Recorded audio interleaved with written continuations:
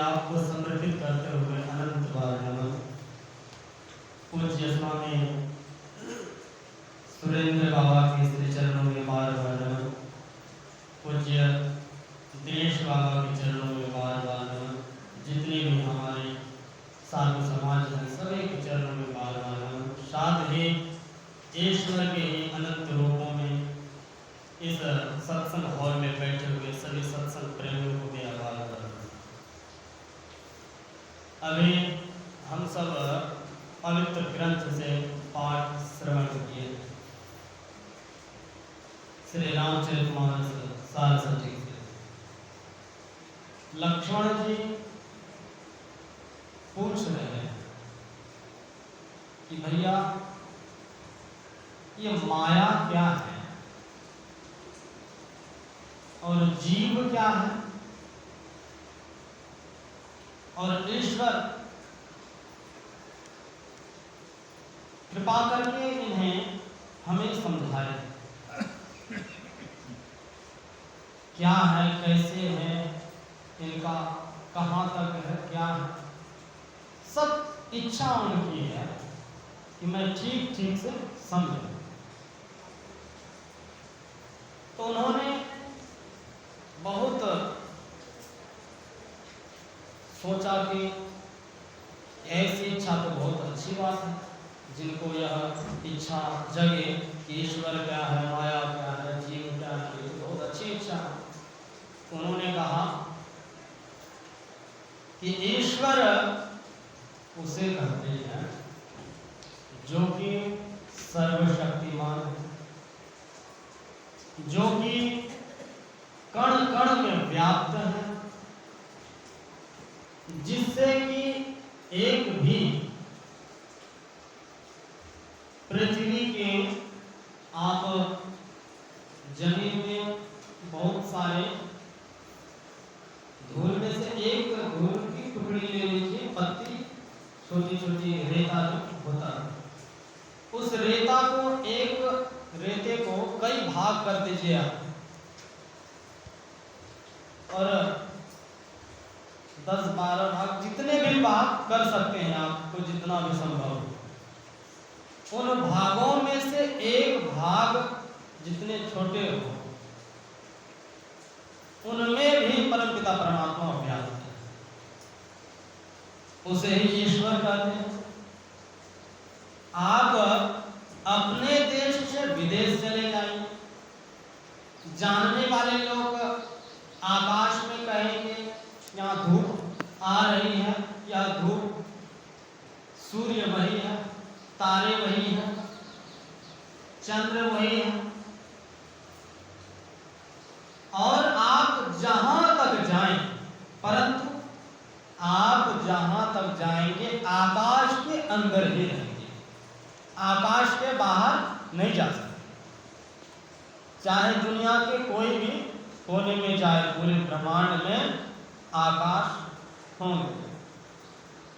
तो जिस तरह आप कहीं भी जाएं आकाश के अंदर ही रहेंगे, उसी तरह परमपिता परमात्मा उसी आकाश के तरफ व्याप्त है, हर जगह है, उनसे आप कहीं नहीं जा सकते, बाहर नहीं जा सकते। जो ऐसे व्याप्त है उसे ईश्वर कहते हैं। जो किसी के बंधन में नहीं आए वह ईश्वर है। जिसमें कोई विकृति नहीं आए वह ईश्वर है। जो सत्य है, शाश्वत है, वह ईश्वर है। जिसमें कि कोई मल व्याप्त नहीं हो सकता, अर्थात अमल हो, वह ईश्वर है।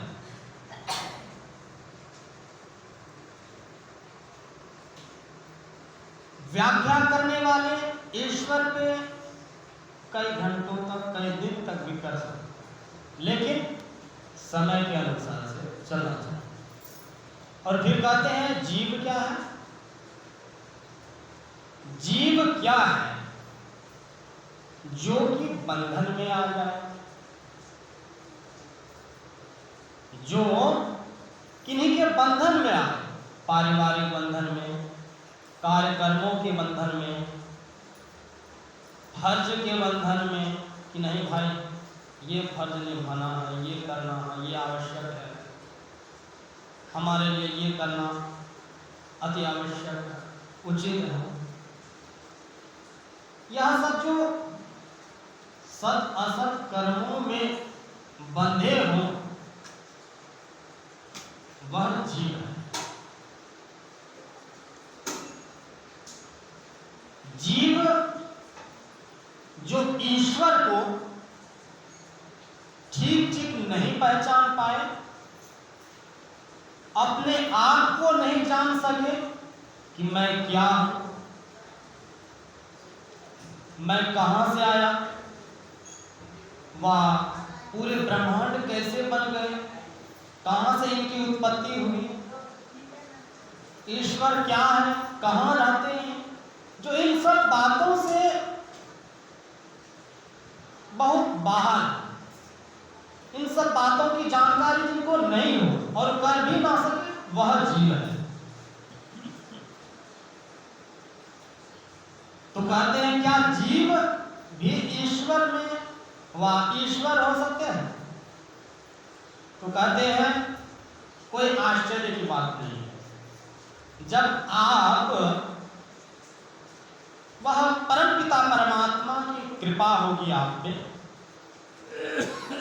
कोई सच्चे सद्गुरु की कृपा होगी आप पे, तब आप उनसे शिक्षा दीक्षा लेकर के उनकी जो विधियां हैं उनको करेंगे, फिर वह ध्यान योग से आप अपने को जानेंगे, फिर अपने को जानेंगे तो ईश्वर को भी जानेंगे, उनको जानेंगे, तब आप जीव नहीं रहते।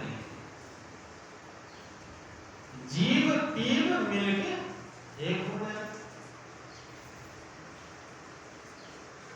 ईश्वर भक्ति करते करते एक दिन वह भी भक्ति करने वाले, ध्यान करने वाले ईश्वर समान अर्थात ईश्वर। क्यों? क्योंकि ईश्वर अंश जीव अविनाशी चेतन अमल सहज सुख राशि। ईश्वर के अंश जीव है और जीव क्या है? चेतन अमल, सदैव चेता हुआ है, वह कभी भ्रम में नहीं पड़ते। चेतन अमल सहज सुख राशि, सहज में ही सुख के राशि है कौन? जीव के जो बंधन में है और जो बंधन में नहीं है। जो बंधन में नहीं है वो बंधन में कैसे है अपने आप को नहीं जानते हैं, तो वह जीव है। लेकिन क्या कहते हैं? कदाचित हम अपने आप को भूल गए हैं, लेकिन हम में तो असीम शक्ति है, जिनको कि हम जान लेते हैं ध्यान योग से, तो हम भी वही हो जाते हैं। तो वह जीव है जो कि ईश्वर को नहीं जाने, वह जीव है। और कहते हैं माया क्या है? माया क्या है? तो कहते हैं कि हमारी दृष्टि, हमारी इंद्रियां जहां तक जाती हैं, जिनको इंद्रियां से आप जान सकते हैं, हमारी दृष्टि जहां तक जाती है, जो आप स्पर्श करते हैं, जो आप ग्रहण करते हैं, वह सब के सब माया है।